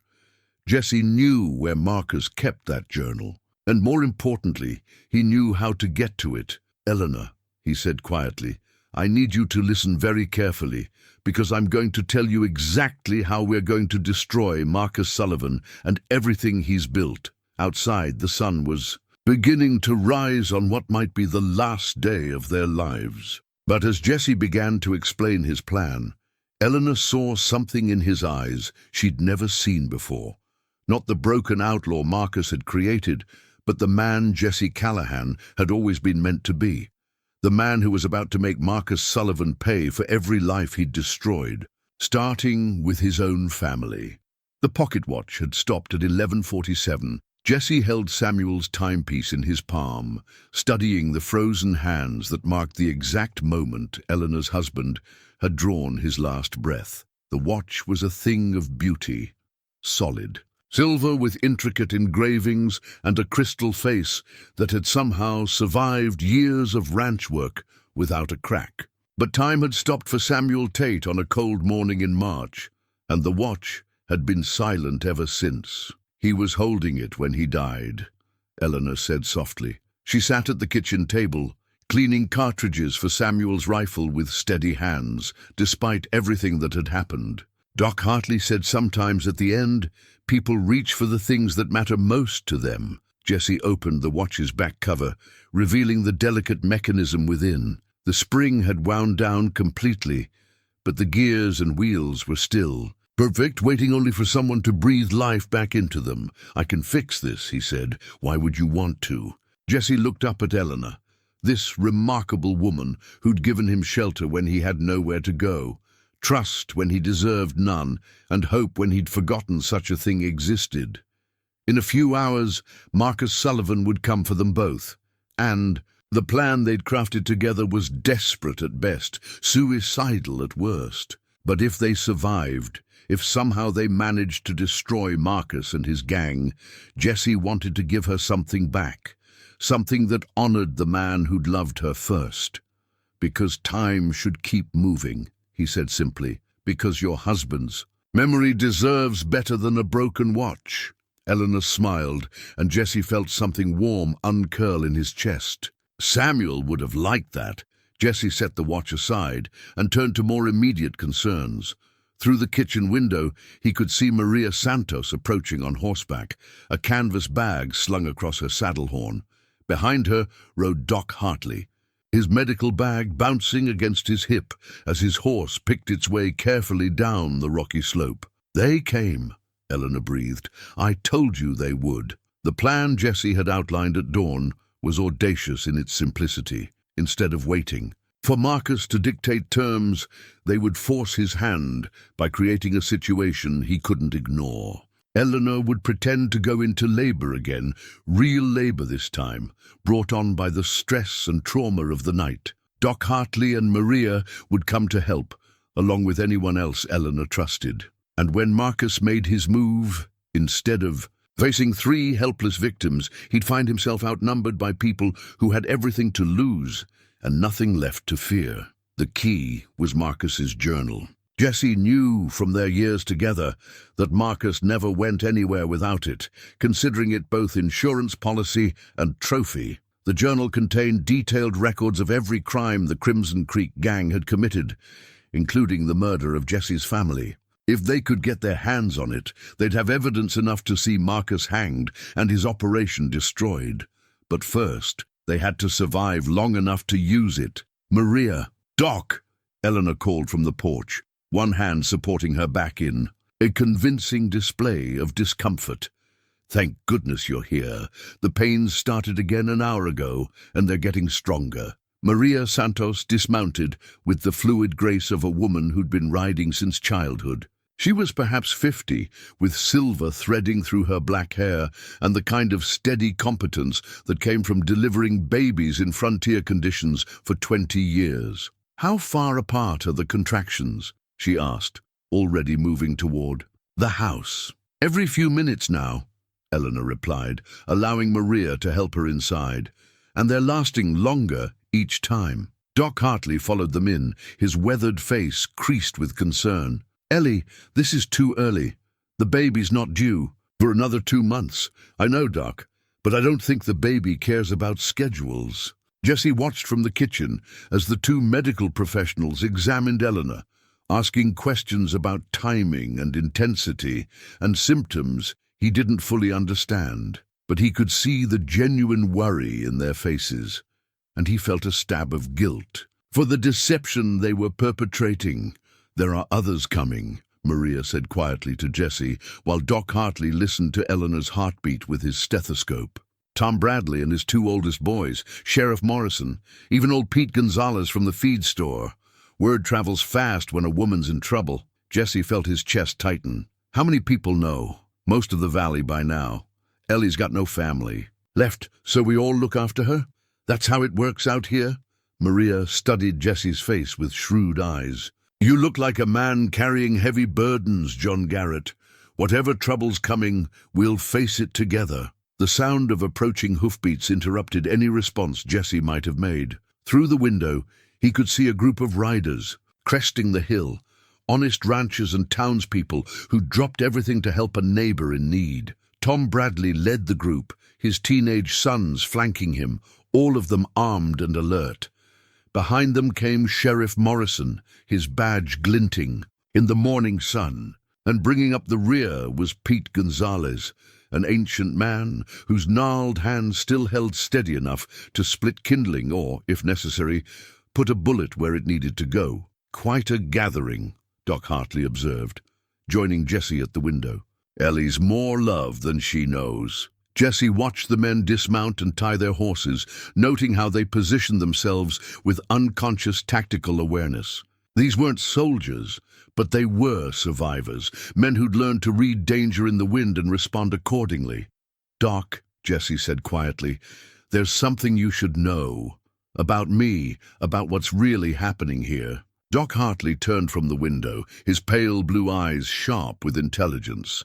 "You mean about the fact that you're not really John Garrett? Or about the 3 armed men who've been watching this place since yesterday?" Jesse felt his blood chill. "You know, I've been practicing medicine on the frontier for 30 years, son. I know a gunshot wound when I see one, and I know the look of a man running from his past." Doc Hartley's voice remained calm, almost gentle. "I also know that Ellie trusts you, and her judgment has always been sound. The men watching us are about to find themselves vastly outnumbered." Doc Hartley smiled grimly. "You think we didn't notice them? Tom Bradley's boy Johnny spotted them yesterday evening, and Sheriff Morrison's been tracking their movements ever since. We may be frontier folk, but we're not fools." Jesse stared at the older man, trying to process the implications. "You knew this was a trap?" "We knew someone was threatening Ellie, and that was enough." Doc Hartley checked his medical bag, ensuring his instruments were in order. "Now, is that baby really coming early, or is this all part of some larger strategy?" Jesse met the doctor's eyes and made a decision that went against every survival instinct he'd developed over the past 3 years. "Her labor stopped hours ago. This is bait for the men who've been hunting me." "Good. Then we'd better make sure it's convincing bait." Doc Hartley turned toward the bedroom where Eleanor was resting. "Maria, we need to prepare for a difficult delivery. And gentlemen," he called to the men gathering in the yard, "you might want to check your weapons. Something tells me we're going to need them." Jesse followed Doc Hartley to the bedroom where Eleanor was maintaining her performance. Despite the obvious strain, Maria had gathered towels and hot water, playing her part in the deception while keeping a watchful eye on the windows. "How much time do we have?" Eleanor asked quietly. Jesse checked Samuel's broken pocket watch out of habit, then looked toward the eastern window, where the sun was climbing steadily toward its zenith. Marcus said noon.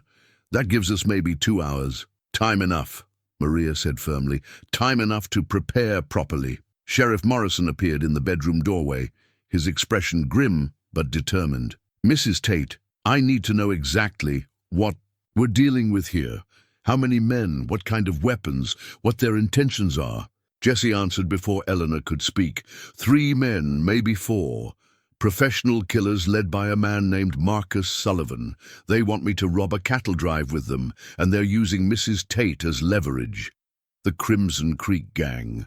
Morrison's face darkened. "I've been hunting those bastards for 2 years, never could get close enough to take them down. Today you might get your chance." Jesse moved to Samuel's gun cabinet and began distributing weapons to the men who'd volunteered to help. But Marcus isn't just any outlaw. He's smart, ruthless, and he's got nothing left to lose. Tom Bradley accepted a shotgun and a handful of shells. Neither do we. Ellie's part of this community, and nobody threatens our people. Jesse felt something stir in his chest.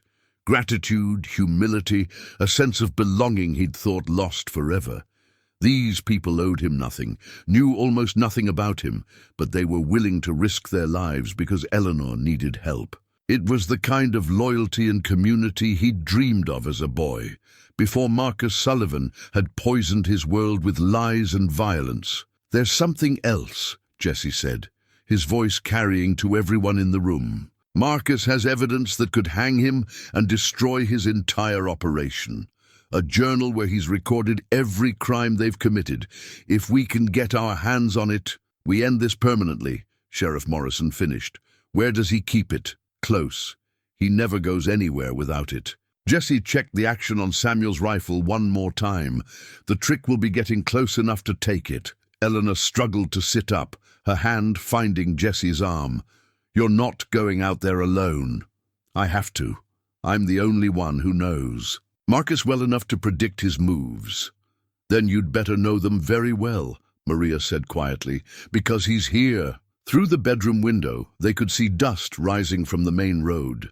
3 riders approached at an easy pace, their confidence evident in every line of their posture. Marcus Sullivan rode point, his black gelding stepping high and proud. Behind him came Reed Collins and Tom Garrett, both men scanning the ranch. Buildings with professional interest. Jesse felt his heart begin to race as he watched his past approaching like a storm front. In minutes, everything would be decided, their lives, their future, the justice that had been denied his family for 3 long years. Positions, everyone, Sheriff Morrison said quietly. "And remember, we're here for a birthing, nothing more. Let them make the first move." As the defenders spread throughout the house and yard, Jesse picked up Samuel's pocket watch one more time. The hands still pointed to 11:47, frozen at the moment when one man's time had run out. But if their plan worked, if they survived the next hour, Jesse intended to wind that watch again and set it running, because time shouldn't stop for anyone, not even the dead. And Samuel Tate's legacy, his land, his wife, his unborn child, deserved to keep moving forward into whatever future they could build from the ashes of the past. Marcus Sullivan was coming to collect a debt 3 years in the making, but he was about to discover that some debts couldn't be paid in blood and fear. Some debts could only be settled with justice, community, and the kind of love that refused to die even in the face of overwhelming darkness. The final reckoning was about to begin. The first shot shattered the morning silence like breaking thunder. Jesse had been watching Marcus approach through the bedroom window when Eleanor's scream cut through the air. Not the performance they'd planned, but something raw and urgent that made his blood freeze. He spun around to find her doubled over in genuine pain, Maria Santos rushing to her side with practiced urgency. "This isn't pretend," Maria said tersely, her hands moving quickly to examine Eleanor. "The baby's coming now, but it's too early," Jesse started. "Babies don't read calendars," Doc Hartley interrupted, pushing past Jesse to reach his patient. "Maria, I need those towels, and someone needs to boil more water." Outside, Marcus Sullivan's voice carried clearly across the ranch yard. "Jesse, I believe our noon appointment has arrived early, and it appears you've invited guests to our little gathering." Jesse looked out the window to see Marcus sitting his horse just beyond rifle range, Reed Collins and Tom Garrett flanking him. But something was wrong. Marcus looked too confident, too pleased with himself, as if this confrontation was unfolding exactly as he'd planned. "Sheriff Morrison," Marcus called out. "I know you're in there. This is quite the welcoming committee." "For a simple business discussion," Eleanor cried out again, and this time Jesse knew beyond doubt that her labor was real. The stress of the morning, the fear, the weight of everything they'd endured, it had all culminated in this moment when their carefully laid plans were crumbling around them. "Go," Eleanor gasped between contractions. "Handle Marcus. I'll be fine. I'm not leaving you.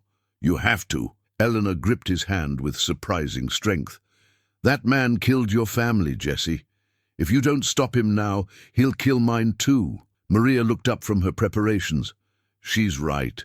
This baby's coming fast, and there's nothing you can do here that Doc and I can't handle better." Jesse felt torn between his promise to protect Eleanor and his need to face Marcus. But Eleanor's mother's locket, which he'd carried in his pocket, since she'd given it to him as a talisman, seemed to pulse against his chest like a heartbeat. "I'll end this," he promised, pressing the locket into Eleanor's palm. "For all of us." Jesse slipped out of the bedroom and found Sheriff Morrison positioned by the front window, his rifle trained on the yard. Tom Bradley and his sons had taken positions in the barn and behind the water trough, while old Pete Gonzalez covered the back of the house. "What's the situation?" Jesse asked. "3 riders, just like you said, but they're not moving to attack. They're waiting for something." Morrison frowned. "That bothers me. Men like this don't usually give their enemies time to prepare." Jesse studied Marcus through the window, noting the relaxed way he sat his horse, the slight smile playing at the corners of his mouth. "He's got another card to play. Marcus always has another card." As if summoned by Jesse's words, movement caught his eye on the ridge behind the house.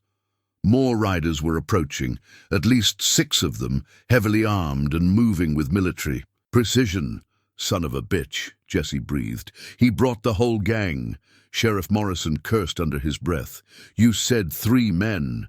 I thought it was 3 men. Marcus must have called in every rider he has." Jesse felt the tactical situation shifting against them, like sand beneath his feet. "We're outnumbered 2 to 1. Maybe worse." From the bedroom came another cry from Eleanor, followed by Maria's. A voice calling for more hot water. The baby was coming whether they were ready or not, and now they had a small army of killers surrounding the ranch. "Jesse," Marcus called out again.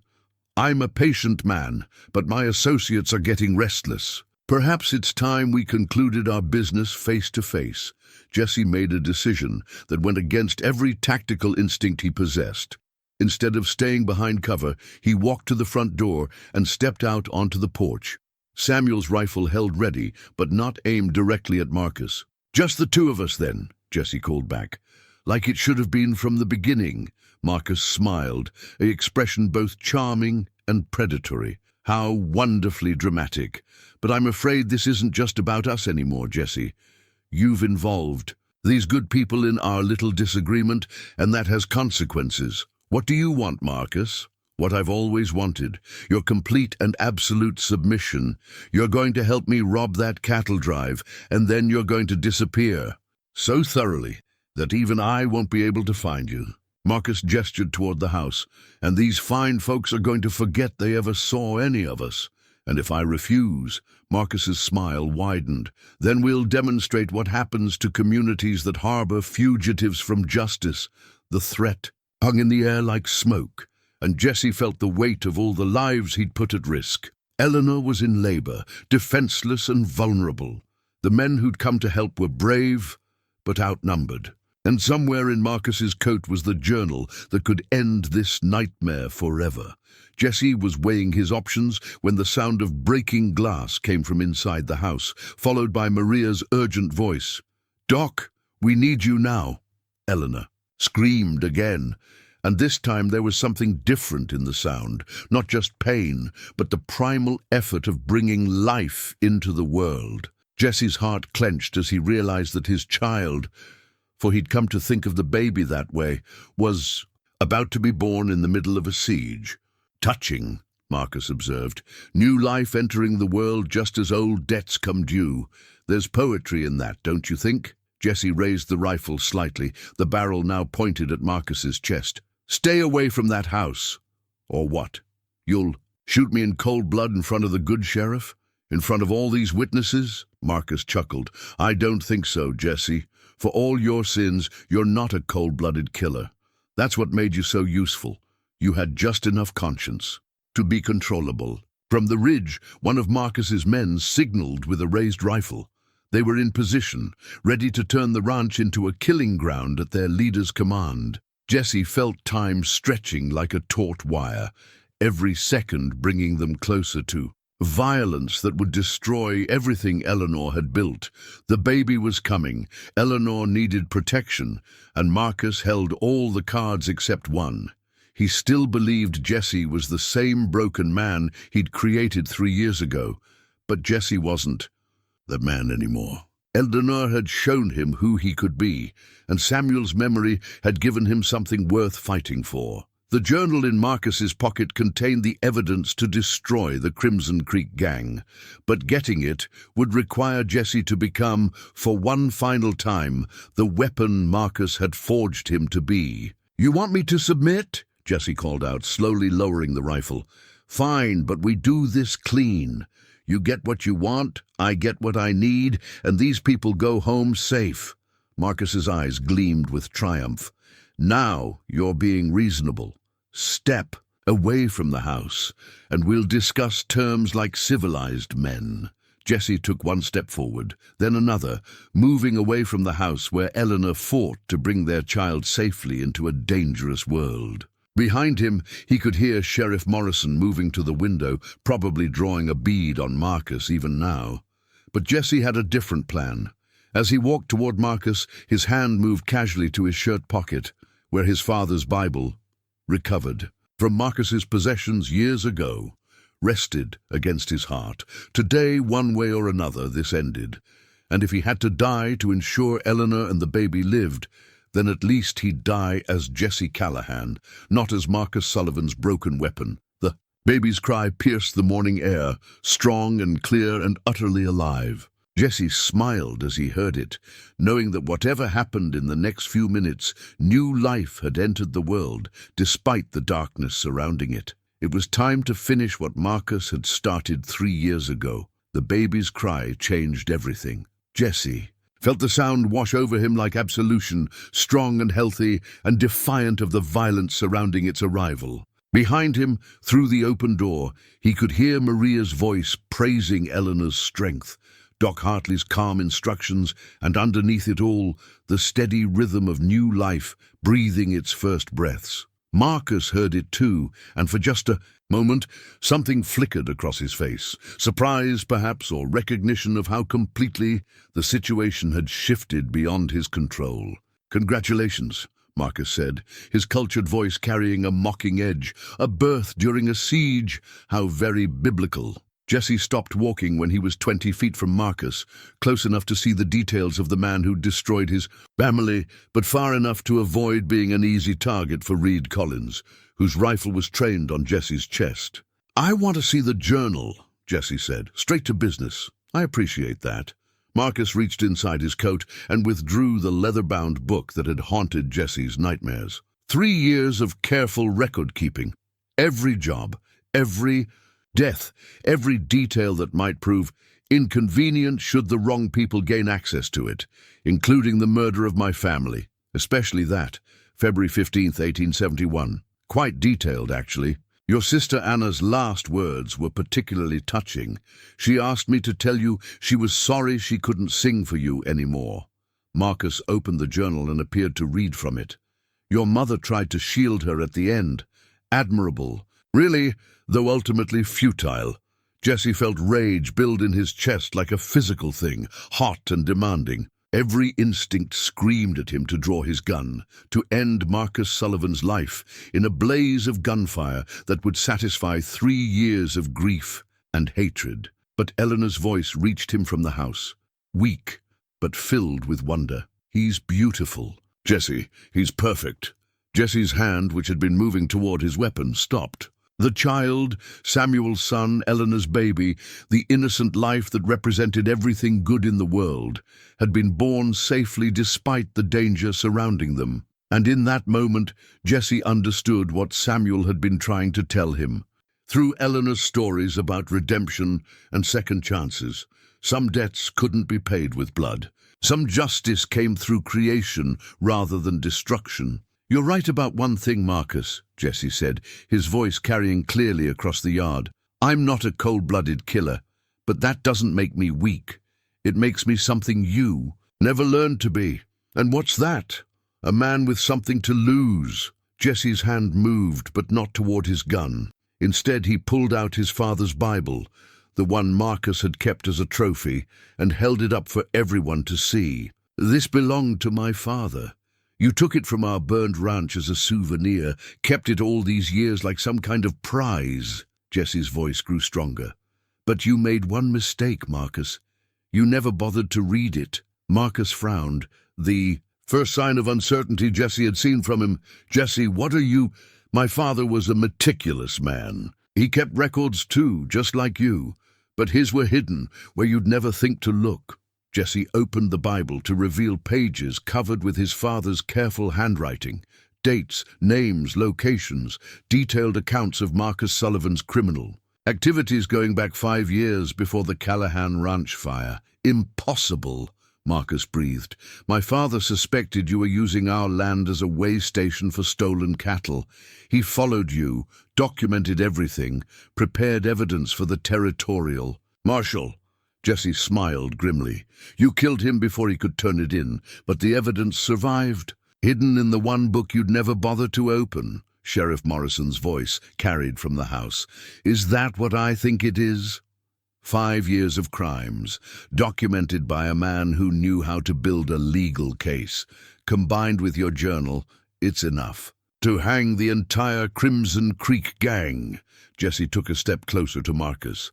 The difference is, my father's evidence was gathered to protect innocent people.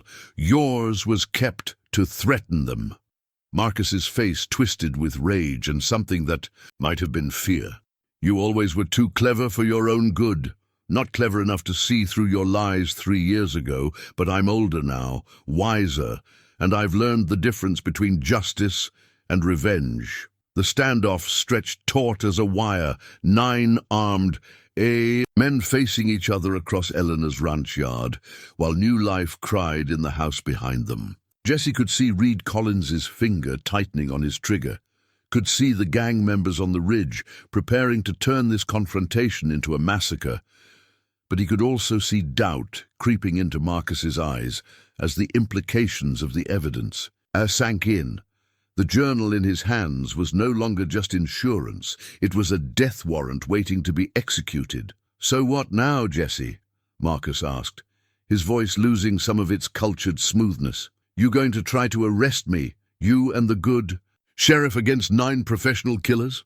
No, Jesse said quietly. I'm going to give you the same choice you gave my family, the chance to walk away. Marcus laughed, but it sounded forced. Walk away? From years of planning? From the biggest score of my career? Walk away and live. Stay and die.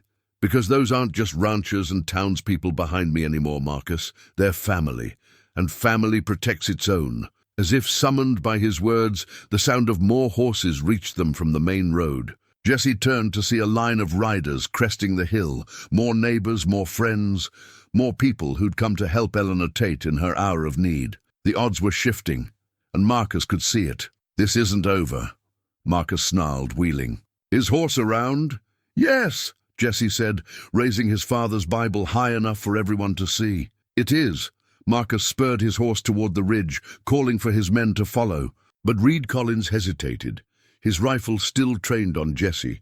For a moment the two men stared at each other across 20 feet of dusty ground, old partners in crime, now enemies separated by choices that couldn't be undone.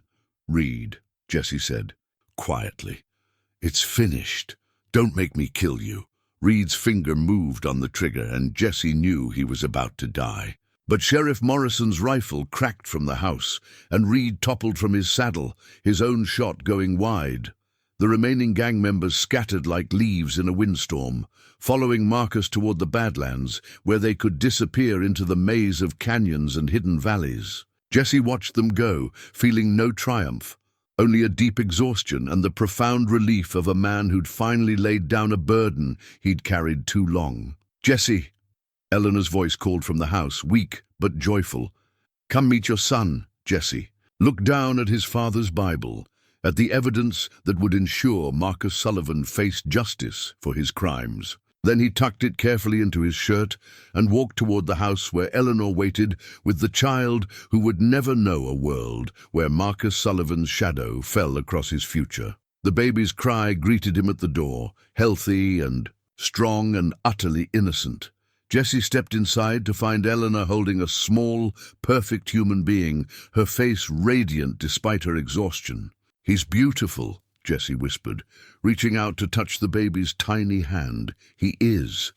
Eleanor smiled up at Jesse, and in her eyes he saw forgiveness, love, and the promise of a future built on truth rather than lies.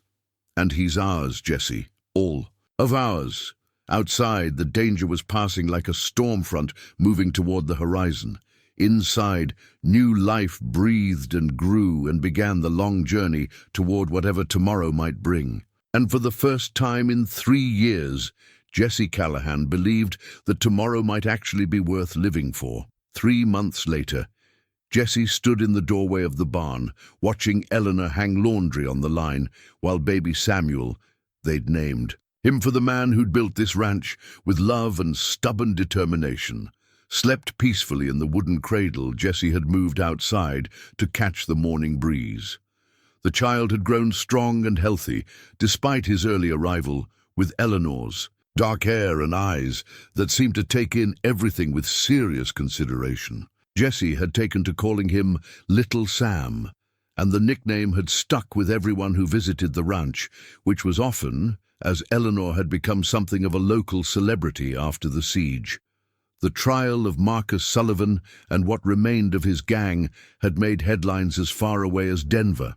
Marcus himself had been captured 2 weeks after the confrontation, found half dead from thirst in the Badlands, with his horse lame and his water gone. The evidence from both journals had been overwhelming, and Marcus now awaited execution in the territorial prison in Santa Fe. Jesse flexed his hands, studying the calluses that had replaced the softer skin of his outlaw days. Honest work had marked him as surely as violence once had, and he found he preferred these scars to the ones that had come before. The morning was crisp with the promise of autumn, and the ranch showed signs of prosperity that would have made Samuel proud. "Wool gathering again?" Eleanor asked, walking over with little Sam in her arms. The baby was awake now, making the soft sounds that Jesse had learned meant contentment.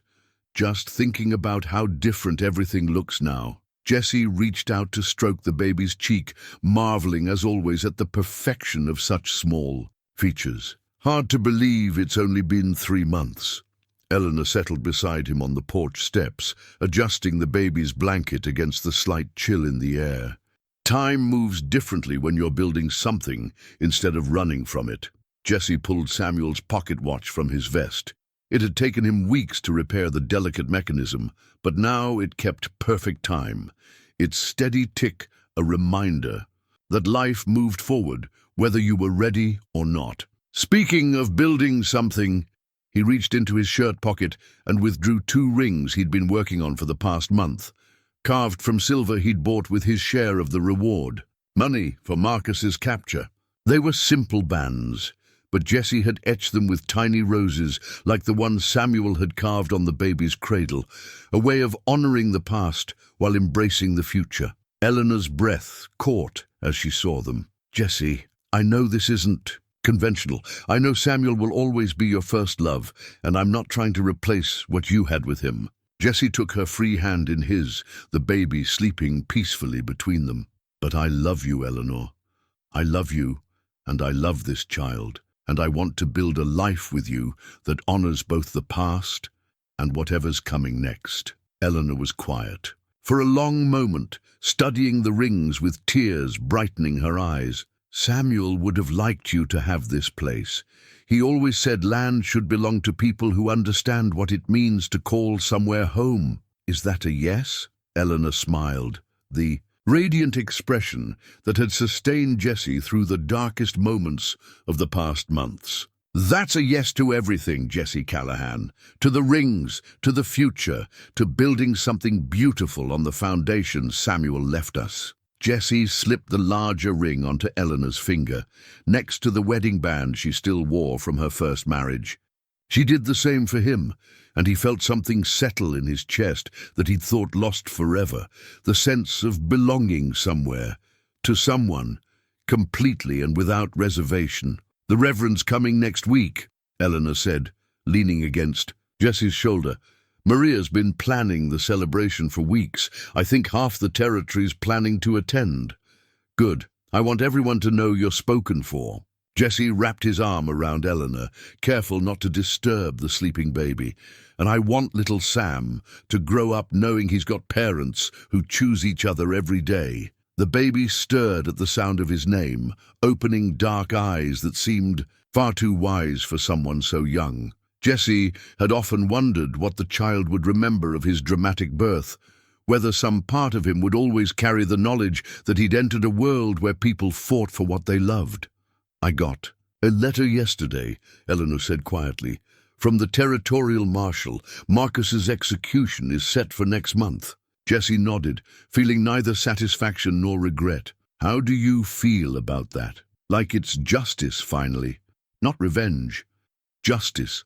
Samuel always said there was a difference. Eleanor shifted the baby to her other arm. And I feel like we can finally stop looking over our shoulders. I stopped looking over my shoulders the day this little one was born, Jesse said. Hard to worry about the past when the future's sleeping in your arms. A dust cloud on the horizon caught Jesse's attention. Riders approaching, but these moved with the easy pace of friends rather than the urgency of trouble. As they drew closer, Jesse recognized Doc Hartley's distinctive bay mare and sheriff, Morrison's grey gelding. Looks like we've got visitors, Eleanor observed. Good, I've got news to share. Jesse stood and walked to the edge of the porch. Doc! Sheriff! Perfect timing! The 2 men dismounted and tied their horses, both wearing the satisfied expressions of men who'd completed difficult business successfully. Congratulations are in order, I hear, Doc Hartley said, tipping his hat to Eleanor. About time you 2 made it official. News travels fast, Jesse said. Sheriff Morrison clapped Jesse on the shoulder. Good news always does. And speaking of good news, I've got a proposition for you. The territorial governor's forming a new ranger company to deal with the outlaw gangs that have been terrorizing settlers. He's looking for men with experience tracking criminals, men who understand how their minds work. Jesse felt Eleanor's eyes on him, measuring his reaction. What kind of proposition? Deputy Marshal, working directly for the territorial government. Good pay, respectable work, and a chance to use your unique background in service of law and order. Morrison's expression grew serious. The governor knows about your past, Jesse, but he also knows what you did to bring down Marcus Sullivan. He thinks men like you, men who've seen both sides of the law, might be exactly what this territory needs. Jesse looked at Eleanor, at the baby in her arms, at the ranch spread out before them like a promise of peace and prosperity. I appreciate the offer, Sheriff, but I've got everything I need right here. Think about it, Morrison said. The positions. Yours if you want it. No pressure, but good men who understand justice are hard to find. As the afternoon wore on, and their visitors shared news from town and beyond, Jesse found himself thinking about second chances and the strange paths life could take. 3 months ago, he'd been a wanted man with nothing to lose.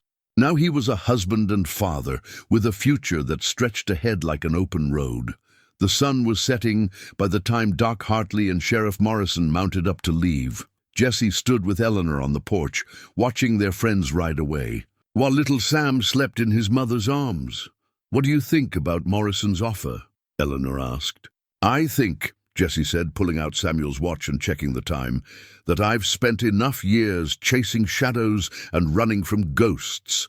This ranch, this family, this is where I belong." Eleanor smiled and leaned into his embrace. "Samuel would be proud of what we've built here." Jesse looked out over the land that had become home, at the cattle grazing peacefully in the distance, at the garden Eleanor tended with the same care Samuel had once shown. Somewhere in the gathering, dusk, a night bird called to its mate, and the sound carried all the contentment of a world at peace. "We've all got something to be proud of," Jesse said quietly, "and tomorrow we'll build something even better." The pocket watch ticked steadily in his hand, marking the passage of time that no longer felt like an enemy. Samuel Tate's legacy lived on in his son, in his land, and in the love that had grown from the ashes of loss into something stronger than any of them had dared hope. Time moved forward, as it always had and always would, but for the first time in years, Jesse Callahan was ready to move with it.